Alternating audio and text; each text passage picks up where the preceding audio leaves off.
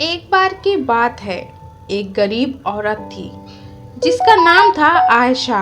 वह एक छोटे से गांव में अपने माता पिता और छोटे भाई बहनों के साथ रहती थी। उसके पिता एक किसान थे, लेकिन खेत बहुत उपजाऊ नहीं था और वो अक्सर किसी तरह का गुजारा करते थे।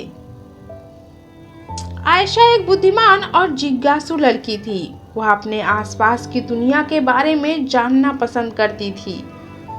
वह एक वैज्ञानिक बनने का सपना देखती थी, लेकिन वह जानती थी कि अपने परिवार की वित्तीय स्थिति के कारण उसे अपना लक्ष्य हासिल करना मुश्किल होगा। एक दिन आयशा के पिता बीमार पड़ गए। वह काम करने में असमर्थ थे और परिवार की आय भी कम हो गई।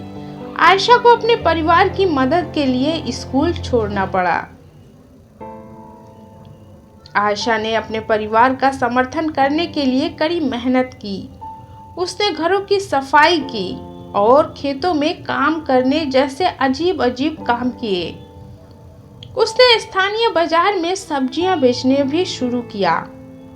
अपनी व्यस्त दिनचर्या के बावजूद आयशा ने वैज्ञानिक बनने के अपने सपने को कभी नहीं छोड़ा। वह देर रात तक पढ़ाई करती थी और स्थानीय पुस्तकालय से किताबें उधार लेती थी। उसने घर पर भी अपने स्वयं के प्रयोग करना शुरू कर दिया। कई सालों की कड़ी मेहनत और दृढ़ संकल्प के बाद आयशा ने आखिरकार अपने सपने को हासिल कर लिया।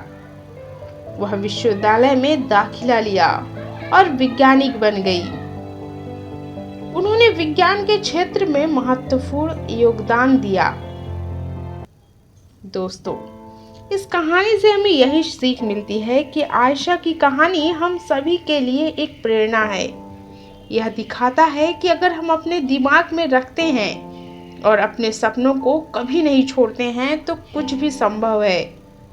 यह भी दिखाता है कि हमारे जुनून का पालन करना महत्वपूर्ण है, भले ही यह मुश्किल हो।